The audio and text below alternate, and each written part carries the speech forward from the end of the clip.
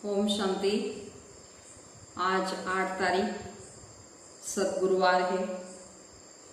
तो आज का सारे दिन हमको जो अभ्यास करना है वो मैं लॉ मेकर और न्यू वर्ड मेकर हूँ, इस स्वमान का अभ्यास करना है।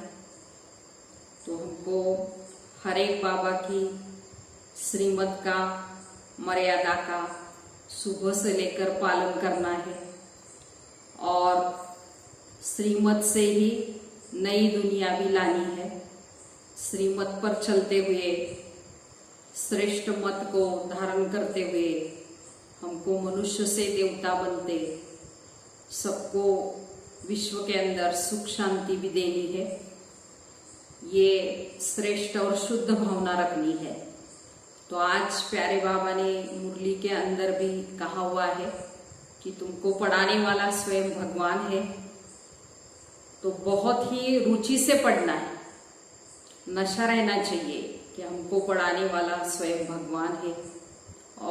और भी सारे सत्संग होते हैं या पाठशालाएं होती है, लेकिन वहाँ कोई एम नहीं होता। यहाँ हमको बाबा ने एम भी दिया है और पढ़ाने वाला स्वयं बाप है। इस नशे में, स्मृति में हमको पढ़ना है। तो आज का प्यारे बाबा का महावाक्य है।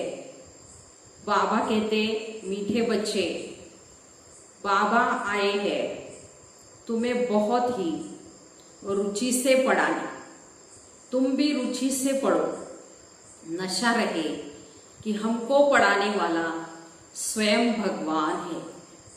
प्रश्न है, तुम ब्रह्मा कुमार कुमारियों का उद्देश्य व शुद्ध भावना कौन सी है? उत्तर है, तुम्हारा उद्देश्य है कि कल 5000 वर्ष पहले की तरह फिर से श्रीमत पर विश्व में सुख और शांति का राज्य स्थापन करना। तुम्हारी शुद्ध भावना है कि श्रीमत पर हम सारे विश्व की सद्गति करेंगे। तो तुम नशे से कहते हो हम सबको सद्गति देने वाले हैं, तो तुम्हें बाप से पीस प्राइज मिलती है। नरकवासी से स्वर्गवासी बनना, नए विश्व का मालिक बनना, यही प्राइज लेना है, बाबा कहते हैं। ऐसे हमको ये शुद्ध भावना, बाबा कहते हैं ये शुद्ध उद्देश्य रखना है कि हमको ये नए विश्व की पीस प्राइज बाबा से लेनी है। ओम शांति। स्टूडेंट जब पढ़ते हैं तो खुशी से पढ़ते, टीचर भी बहुत खुशी से और रुचि से पढ़ाते। तो रूहानी बच्चे ये जानते हैं कि हमको बेहद का बाप जो टीचर भी है, तो हमको बहुत ही रुचि से पढ़ाते। तो उस पढ़ाई में तो बाप अलग होता है, टीचर अलग होता है जो पढ़ाते हैं। कोई कोई का बाप ही टीचर भी होता है जो पढ़ाते हैं, तो बहुत रुचि से पढ़ाते, क्योंकि फिर भी ब्लड कनेक्शन होता है ना वहाँ, तो अपना समझकर बहुत रुचि से पढ़ाते। तो ये बाप तुम्हें कितना रुचि से पढ़ाते होंगे, तो बच्चों को भी कितना रुचि से, माना इंटरेस्ट से पढ़ना चाहिए, क्योंकि डायरेक्ट बाप पढ़ाते हैं, भगवान पढ़ाते हैं। तो ये एक ही बार संगम पर आकर बाप पढ़ाते हैं, तो बच्चों को बहुत बहुत रुचि चाहिए। बाबा भगवान हमको पढ़ाते हैं और हर बार अच्छी रीति समझाते रहते हैं। कोई कोई बच्चों को पढ़ते पढ़ते विचार आते हैं कि ये क्या है। ड्रामा में ये आवागमन का चक्र है, तो जब देखते हैं ये तो 84 का चक्र लगाते ही रहना है, तो ऐसे ऐसे कईयों को ख्याल आते हैं। तो भगवान ने ऐसा खेल क्यों रचा है, कहते हैं जो आवागमन के चक्कर से छूट ही नहीं सकते, तो इससे तो मोक्ष मिल जाए। ऐसे ऐसे ख्याल कई बच्चों को आते हैं तंग होकर। तो इस आवागमन से, माना दुख सुख से छूट जाए ऐसे लगता है। तो बाबा कहते ये कभी भी हो ही नहीं सकता। मोक्ष पाने के लिए कोशिश करना ही वेस्ट हो जाता है। तो बाबा ने समझाया है एक ही आत्मा, एक भी आत्मा पार्ट से छूट ही नहीं सकती। आत्मा में अविनाशी पार्ट भरा हुआ है। आत्मा एक्टर है, वह है अनादि अविनाशी, बिल्कुल एक्यूरेट एक्टर्स है। एक भी कम जास्ती नहीं हो सकते।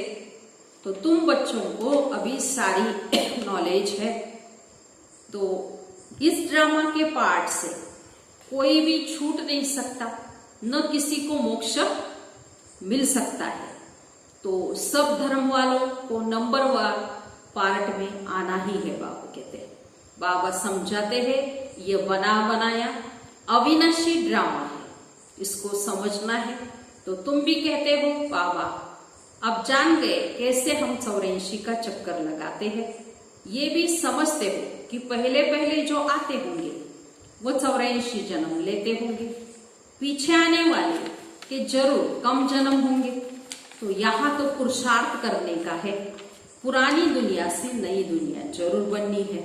तो बाबा हर एक बात बच्चों को बार बार समझाते रहते हैं, क्योंकि नए नए बच्चे भी आते रहते हैं।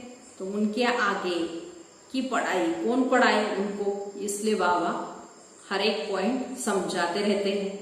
तो बाबा नए नए को देखकर फिर पुरानी पॉइंट भी रिपीट करते रहते हैं समझने के लिए। तो तुम्हारी बुद्धि में अभी सारी नॉलेज है, जानते हो शुरू से लेकर कैसे हम पाठ बजाते आते हैं। तो तुम यथार्थ रीति जानते हो कि कैसे नंबरवार आते हैं, कितने जन्म लेते हैं। तो इस समय ही बाप आकर ये सारी ज्ञान की बातें हमको सुनाते। सत्युग में है कि प्रारब्ध, और बाबा कहते हैं अभी संगम पर हमको ये पुरुषार्थ करना है। ये इस समय तुमको समझाया जाता है। गीता में भी शुरू में फिर पिछाड़ी में ये बात आती है, मन मनाभव पढ़ाया जाता है।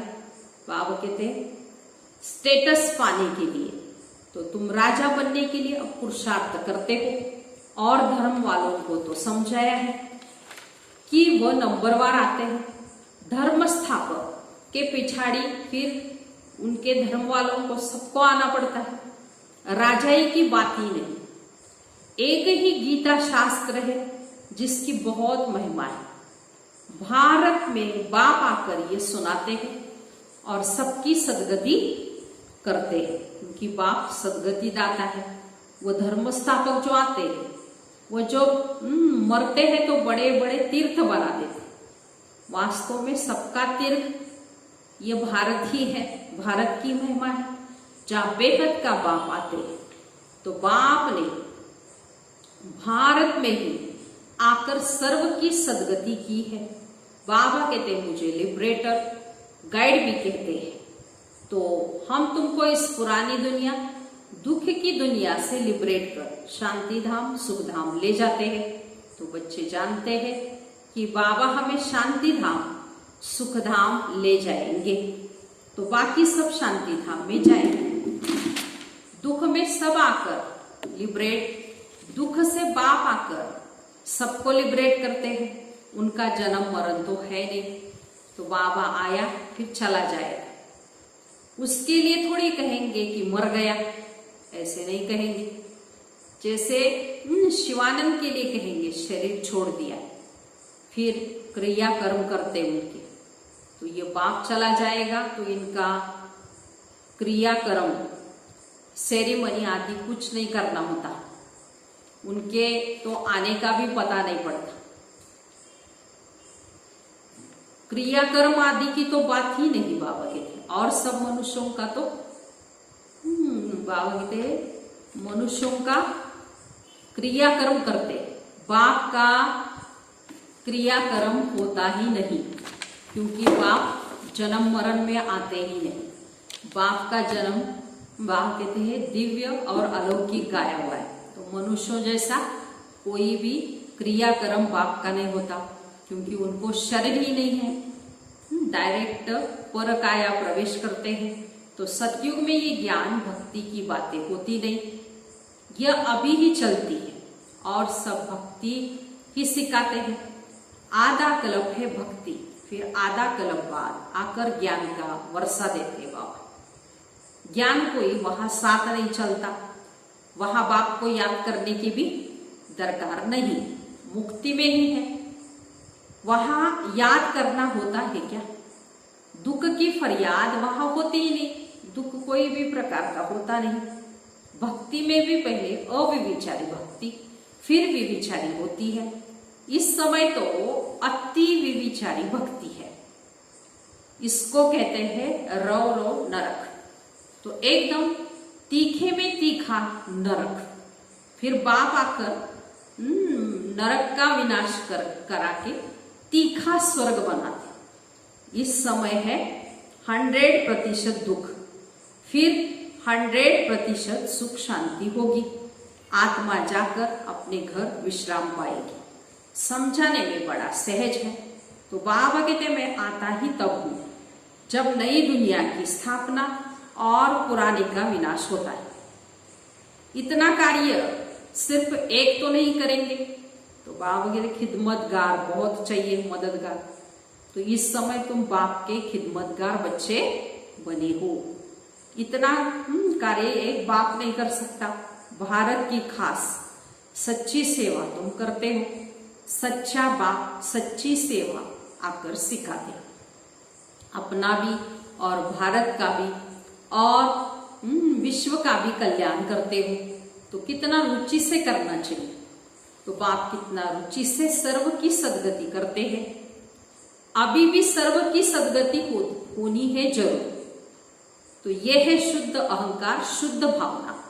तो तुम सच्ची सच्ची सेवा करते हो, परंतु गुप्त है, आत्मा करती है शरीर के द्वारा।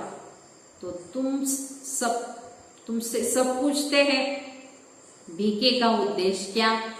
तो बोलो बीके का उद्देश्य है विश्व में सतयुगी सुख शांति का स्वराज्य स्थापन करना। तो बाबा कहते ये बीके का उद्देश्य है। तो हम हर 5000 वर्ष बाद श्रीमत पर फिर से विश्व में शांति स्थापन कर विश्व शांति की प्राइज लेते हैं। यथा राजा रानी तथा प्रजा सब प्राइज लेते हैं। नरकवासी से स्वर्गवासी बनना कम प्राइज है क्या बाबा के? वो पीस प्राइज लेकर खुश होते रहते हैं, मिलता कुछ भी नहीं। तो सच्ची सच्ची प्राइज अभी हम बाप से ले रहे हैं, विश्व की बादशाही की।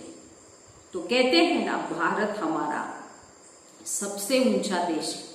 कितनी भारत की महिमा करते हैं। सब समझते हैं हम भारत के मालिक हैं, परंतु मालिक है कहाँ? अब तुम बच्चे बाप की श्रीमत से राज्य स्थापन करते हो। हथियार पावर तो कुछ भी नहीं है, दैवी गुण धारण करते हैं। इसलिए तुम्हारा गायन भी है और फिर पूजन भी है। अम्बा की देखो कितनी पूजा होती है, परंतु अम्बा कौन है? ब्रह्मा है व देवता, ब्राह्मण है व देवता, ये भी किसी को पता नहीं अम्बा कौन है। अम्बा, काली, दुर्गा, सरस्वती आदि ऐसे ऐसे इतने बहुत नाम है। यहाँ भी नीचे अम्बा का छोटा सा मंदिर है।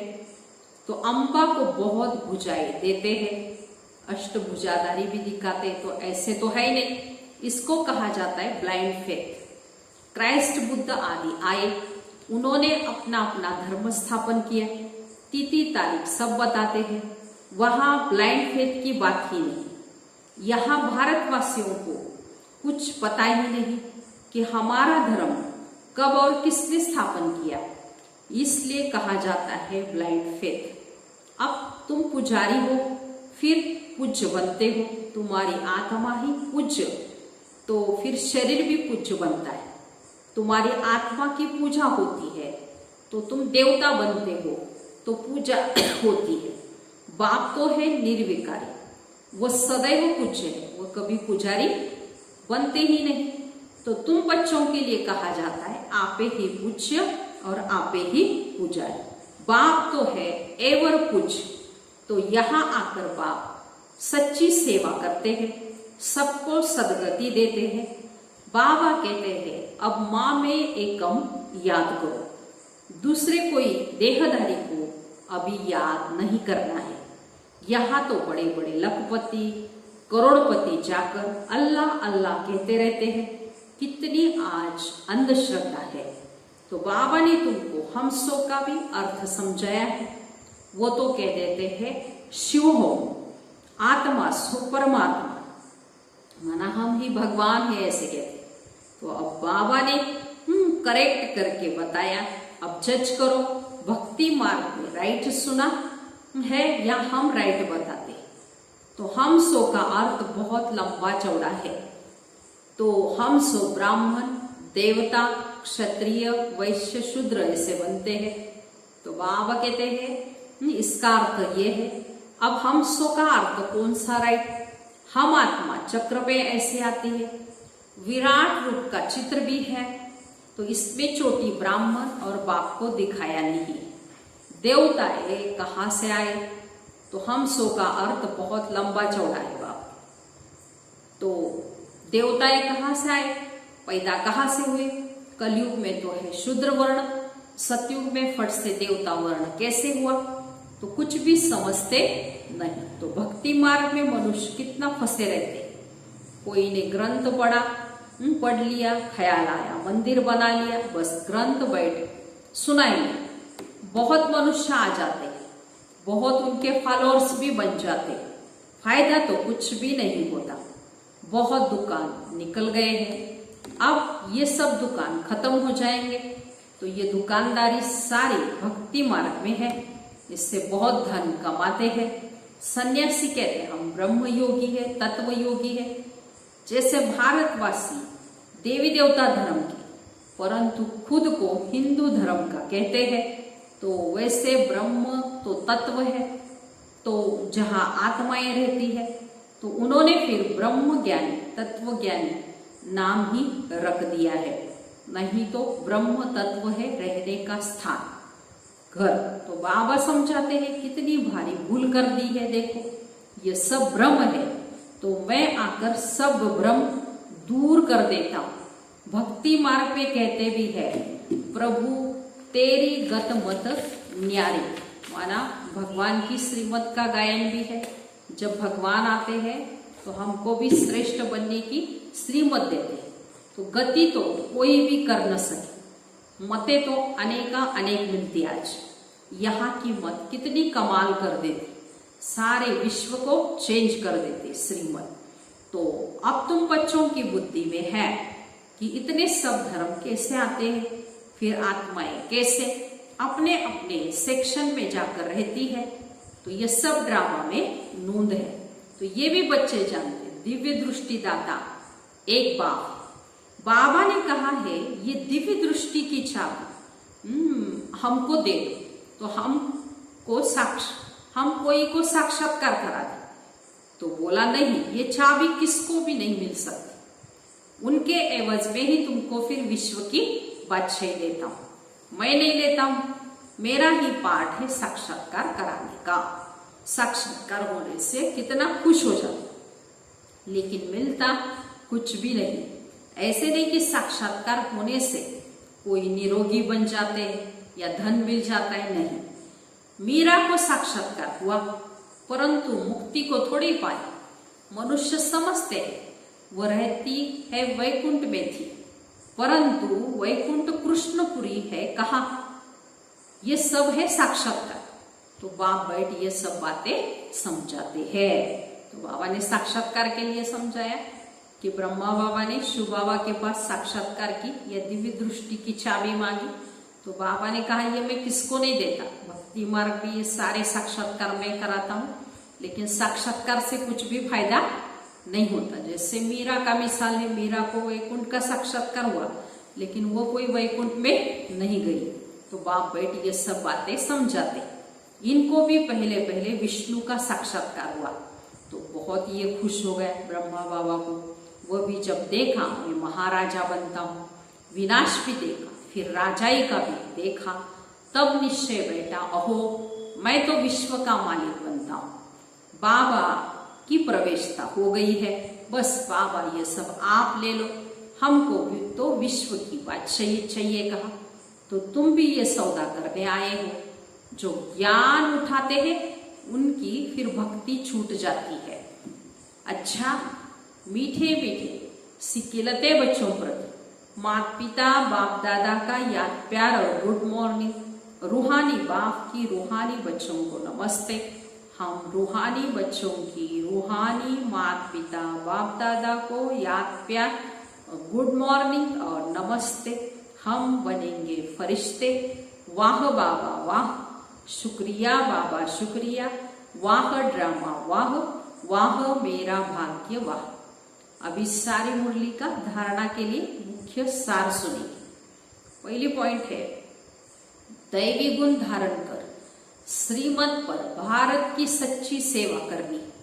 अपना, भारत का और सारे विश्व का कल्याण बहुत बहुत रुचि से करना है। दूसरी पॉइंट, ड्रामा की अनादि अविनाशी नूंद को यथार्थ समझ कोई भी टाइम वेस्ट कराने वाला पुरुषार्थ नहीं करना है। व्यर्थ ख्यालात भी नहीं चलाने। आज का वरदान है, एकाग्रता के अभ्यास द्वारा एक स्थिति बनाने वाले सर्व सिद्धि स्वरूप हो। जहां एकाग्रता है वहां स्वतः ही एक स्थिति है। एकाग्रता से संकल्प, बोल और कर्म का व्यर्थपन समाप्त हो जाता है और समर्थपन आ जाता है। एकाग्रता अर्थात एक ही श्रेष्ठ संकल्प में स्थित रहना। जिस एक बीज रूपी संकल्प में सारा वृक्ष रूपी विस्तार समाया हुआ है। एकाग्रता को बढ़ाओ तो सर्व प्रकार की हलचल समाप्त होगी। सब संकल्प, बोल और कर्म सहज सिद्ध हो जाएंगे। इसके लिए एकांतवासी बनो। तो ऐसे बाबा ने सर्व सिद्धि स्वरूप भोग का वरदान दिया है सारे दिन के लिए। तो इसमें बाबा ने कहा, जहां एकाग्रता है वहां स्वतः एक स्थिति होती है। एकाग्रता से वक्त संकल्प, बोल, कर्म सब व्यर्थपना जो है वो समाप्त हो जाता है और सब समर्थ बातें अपने अंदर आ जाती है। एकाग्रता अर्थात एक ही श्रेष्ठ संकल्प में स्थित रहना। बाबा कहते माना, बाबा कहते बीज में ही सारे वृक्ष का विस्तार समाया होता है। ऐसे एकाग्रता को बढ़ाओ तो सर्व प्रकार की हलचल समाप्त होगी और सहज ही सब बातों में बाबा कहते सफलता मिल जाएगी। ऐसे एकांतवासी बनना है। एक के अंत या एक के याद में हमको रहना है। स्लोगन, एक बार की हुई गलती को बार बार सोचना अर्थात दाग पर दाग लगाना। इसलिए बीती को बिंदी लगाओ। अच्छा, ओम शांति।